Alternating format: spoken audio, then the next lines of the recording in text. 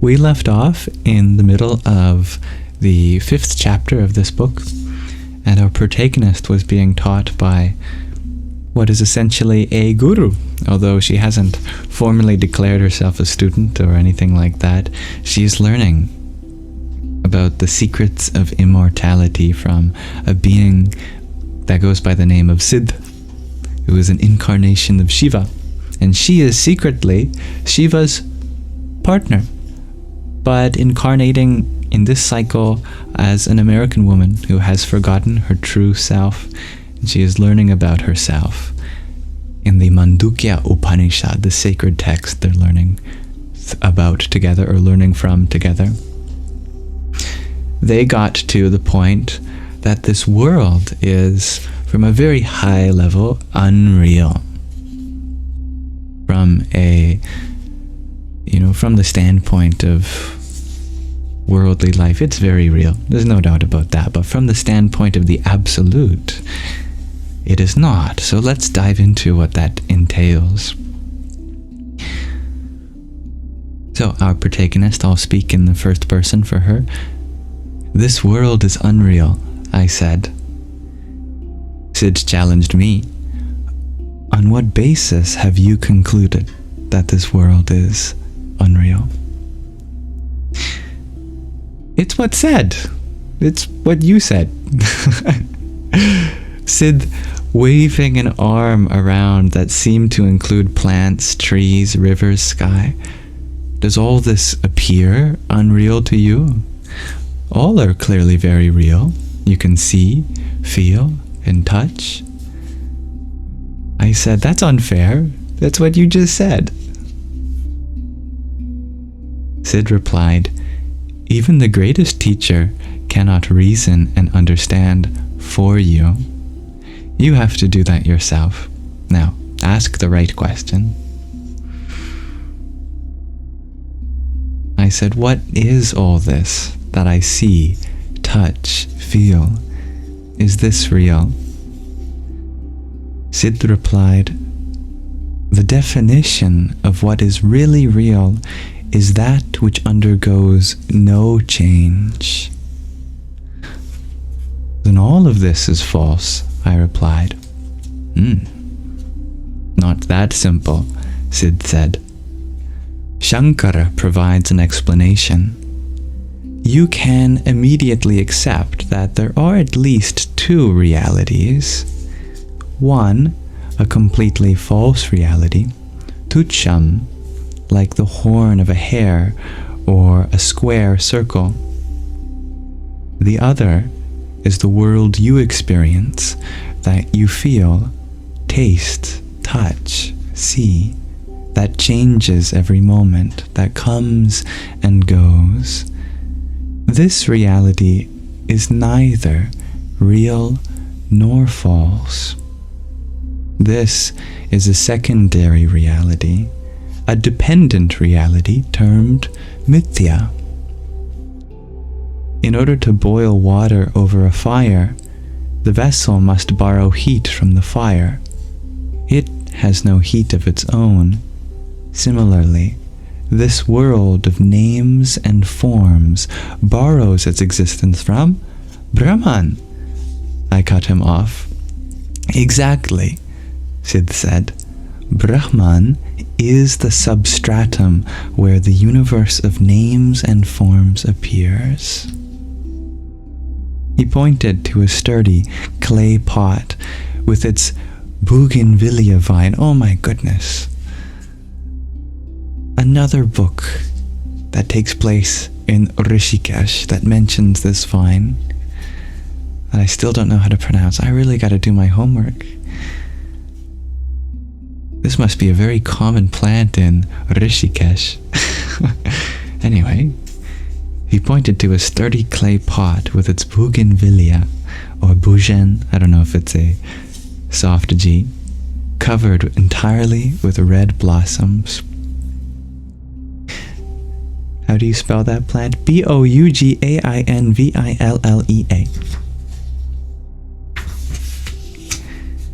Sid continued. Take that clay pot It has a shape, a form, a color, a purpose. But its substratum is clay. Take 1,000 pots, some tall, some round, and so on. Each pot thinks it is unique, special, different from all other pots. In fact, all pots are clay. Does the concept of pot add anything to the clay? Does it add any weight? Does it change the clay? No. Just as the pot that clings to its pottedness, you cling to that limited person, confined to a particular body and mind, to a particular lowercase I-ness, small I. Thank you, 27202.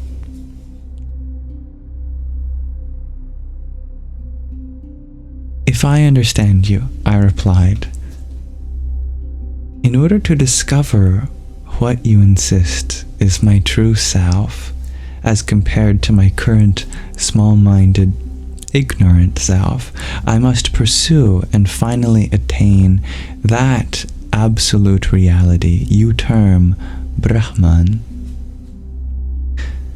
Siddh replied, Brahman is not a goal to be attained, or a destination to be reached. Brahman is that eternal you, capital Y, within you and all around you at all times. Your ignorance forces you into seeing this isolated, separate, egotistical and fearful creature as who you are. You wear a blindfold, so to speak. Siddh replied, imagine that you are in a dimly lit alley. You see a sinuous shape and jump to the conclusion that it is a snake. You panic and run to get help. You come back with a flashlight and a stick, only to discover that what you feared was that the snake was actually only a rope. Where did that snake come from? How did it disappear? That's a good question, Saeed. We can talk about that after I finish reading. But this space is open to everyone, especially yourself. So, where did that snake come from? How did it disappear? My vivid imagination, I suppose. Siddh replied, but you've had no time at all to imagine or speculate. The appearance of that snake in the rope is instantaneous. Let's analyze that. First, there is a partial concealment. If the alley had been completely dark, you would have seen nothing. In the dim light, there is something there, and your mind projects a snake, and you become frightened. The flashlight you bring back makes the snake disappear, and the rope is revealed. The rope did not create the snake, nor did it make it disappear.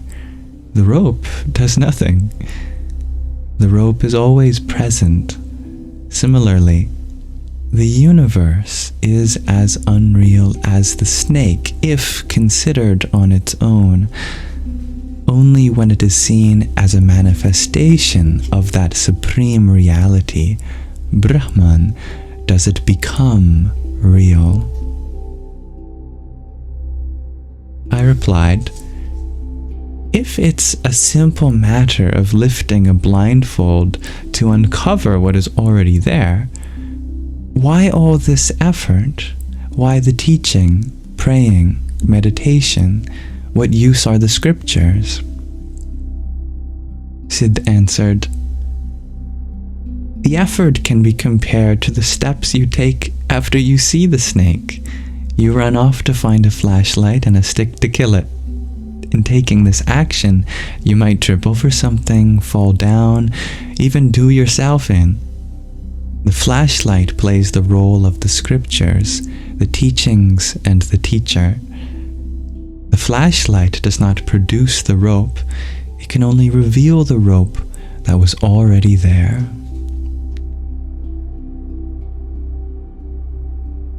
I asked, "Do I see the rope and presto, I become enlightened?" He looked away, then spoke so softly I had to strain to hear him. "You don't become enlightened," Sid replied. "You are enlightened. Enlightenment is not a prize to be won, because if that were the case, there would be a time when there was no enlightenment. Then enlightenment takes place, followed by a time when it will disappear again. Enlightenment is eternal, always present. Upon enlightenment, you get what you already have, and what was never there goes away." Hi, Jen. Discovering this truth is a homecoming. "What do I do?" I asked. "You listen," Sid replied.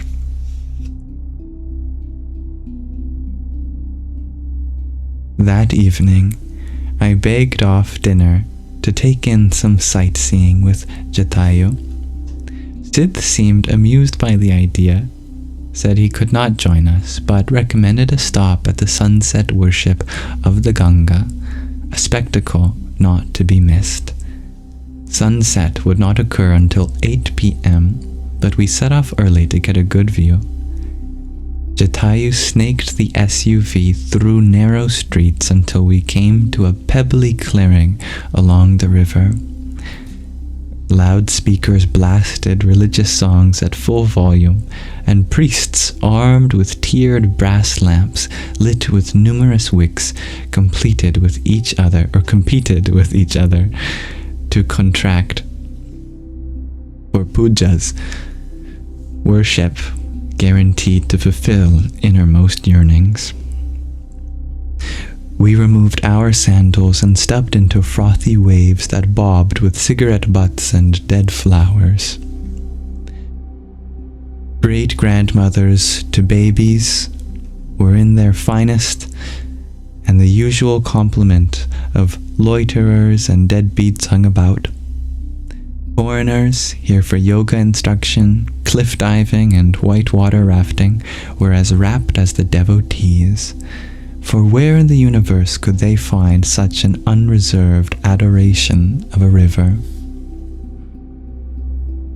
A young girl tugged at my skirt and displayed her wares of marigolds encased in palm leaf boats. I handed her a few notes, and she lit a piece of camphor. I set the little boats afloat. The little girl looked up at me and nodded to the river. I placed my palms together and bent my head. Well before dawn the next morning, I was awakened by a sonorous chanting of prayers from the temples and ashrams that lined the river bank. I pulled on jeans and a t-shirt and stood out on the dark terrace. The boy from the dining hall approached with a lantern slung around an arm and clutching a glass of tea and a plate of biscuits. "Special Himalayan biscuits, madame," he said. I stepped down to the river, tea and plate of biscuits in hand, and sat on a concrete step. Accompanied by the murmur of the river and the distant prayers, I ate and drank and thought of my mother, how she hardly had a presence in my life, how I, her only child, had distanced myself from her. I had not been with her when she died 3 years ago. I could not be reached. The following year my father had died, and this time I could be reached, but I was ill with dengue fever and could not travel. tears streamed down my face, and I sobbed convulsively, making soft mewing sounds. I begged the river to forgive me, to make me whole. I asked for kindness and mercy. I asked for a mother's love. But the river merrily gurgled past unheeding. What anguish and tragedy had she, Mata Ganga, not seen or heard over the centuries? Thank you for listening. That is the end of the 5th chapter of the 2nd part. We will continue in our dear protagonist's uncovering of her true self as the Divine Mother, Spirit of the Universe, next time.